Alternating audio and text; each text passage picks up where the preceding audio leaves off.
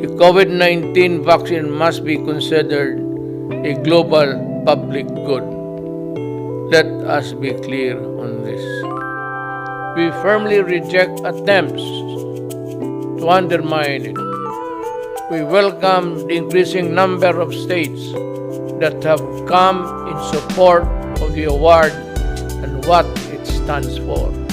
Videos with current events. Was granted with special powers. Videos with interesting stories. Sikorsky S-70 Videos with thrilling facts. coronavirus. And entertaining videos. This is MIL Teacher Sir Arjay, where you can get your daily dose of reliable information.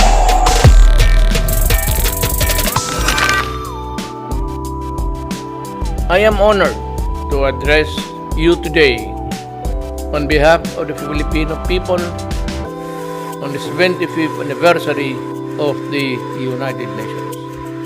We are at a crossroads. How we address COVID-19 will define our future. We salute all frontliners who put up their lives on the line even in countries not their own. While each nation has its own strategy in fighting the pandemic, what the world needs are coordinated international plans and efforts to pursue a common purpose. And a middle-income country whose economic advantages have been derailed by the pandemic, we welcome the launch of the UN COVID Response and Recovery Fund. Ensuring universal access to anti-COVID-19 technologies and products is pivotal in the global pandemic recovery. When the world finds that vaccine, access to it must not be denied nor withheld. It should be made available to all rich and poor nations alike as a matter of policy. The COVID-19 vaccine must be considered a global public good. Let us be clear on this. Mr. President, just as we needed stability and confidence because of the pandemic, geopolitical tensions continue to rise. Given the size and military might of the contenders, we can only imagine and be aghast at the terrible toll on human life and property that shall be inflicted if the world war deteriorates into a real war of nuclear weapons and missiles.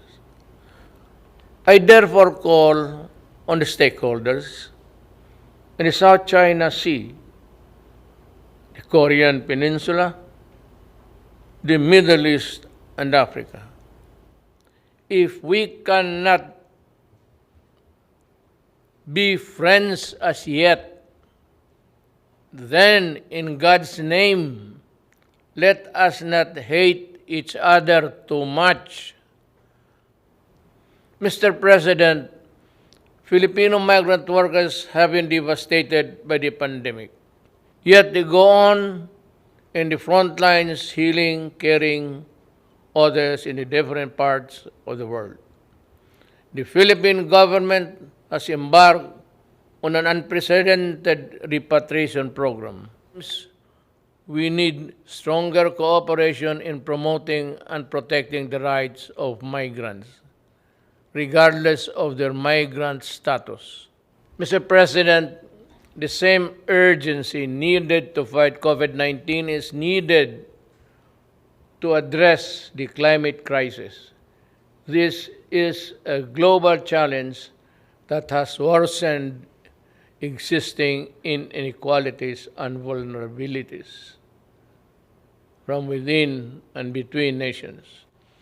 The Philippines joined the Paris Agreement to fight climate change. We called on all parties to strengthen communities and peoples for preparedness and resilience. We're talking about mankind and Earth. our one and only home. Mr. President, the Philippines will continue to protect the human rights of its people, especially from the scourge of illegal drugs, criminality, and terrorism. A number of interest groups have weaponized human rights, some well-meaning, others ill-intentioned. They attempt to discredit the functioning institutions and mechanisms of democratic country. These detractors pass themselves off as human rights advocates while preying on the most vulnerable humans, even using children as soldiers or human shields in encounters. Even schools are not spared from their malevolence and anti-government propaganda. They hide their misdeeds under the blanket of human rights, but the blood oozes through. To move forward, open dialogue and constructive engagement with the United Nations is the key, but this must be done in full respect of the principles of objectivity, non-interference, non-selectivity, and genuine dialogue. Mr. President, terrorism looms large. As I said at the Aqaba process, the Philippines will do everything and partner with anyone who would sincerely desire to protect the innocent from terrorism in all its manifestations. Our 2020 Anti-Terrorism Act shores up the legal framework by focusing on both terrorism and the usual reckless response to it. Its enactment was done pursuant to our commitment and the strict adherence to the relevant Security Council resolution and the UN Global Counter-Terrorism Strategy. Most importantly, we remain committed to rebuild the stricken community and address the root causes of terrorism and violent extremism in my country. We must remain mindful of our obligation and commitment to the Charter of the United Nations, and as amplified by the 1982 Manila Declaration on the peaceful settlement of international disputes, the Philippines affirms that commitment in the South China Sea in accordance with UNCLOS and the 2016 Arbitral Award. The award is now part of international law. We firmly reject attempts to undermine it. We welcome the increasing number of states that have come in support of the award and what it stands for. Mr. President, the global health crisis has further complicated the global security environment. But no aspiration nor ambition can justify the use of weapons that destroy indiscriminately and completely. There is no excuse for deaths that a nuclear war could cause, nor the reckless use of chemicals and biological weapons that can cause mass destruction. These weapons of death put us all at mortal risk, especially if they fall into the hands of terrorists without a shred of humanity in their soul. We can call all member states to fully implement the Nuclear Non-Proliferation Treaty and the Chemical and Biological Weapons Convention.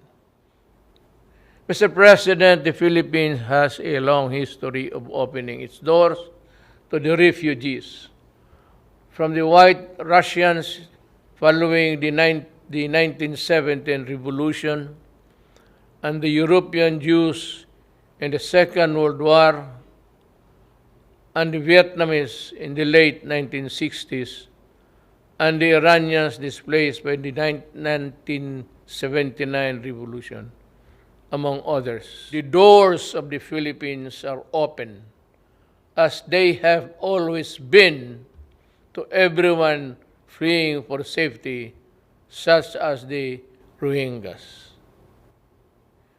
In the face of mounting refugee crisis worldwide, let us work together towards ending the conflicts and conditions that force people to flee their homes.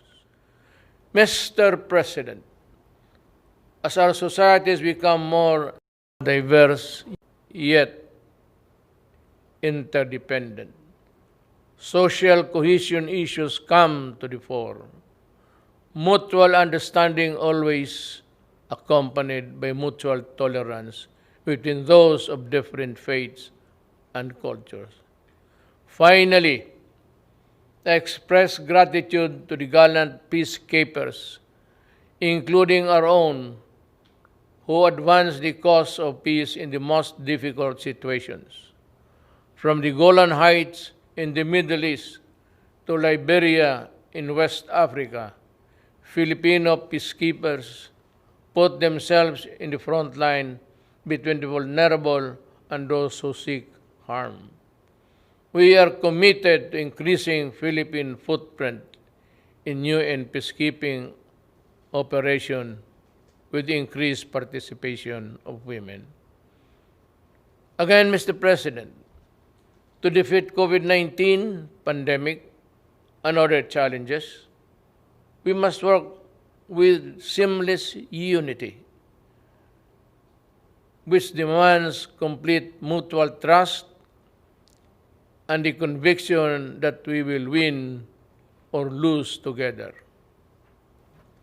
Indeed, to be ready for the new global normal, it cannot be business as usual for the UN. Let us empower the UN, reform it to meet the challenges of today and tomorrow. Let us strengthen it so it can fully deliver its mandate to maintain peace and security, uphold justice and human rights, and promote freedom and social progress for all. After all, we are the United Nations. Thank you. If you like this video, please click subscribe button below and we have more videos for you. Thank you.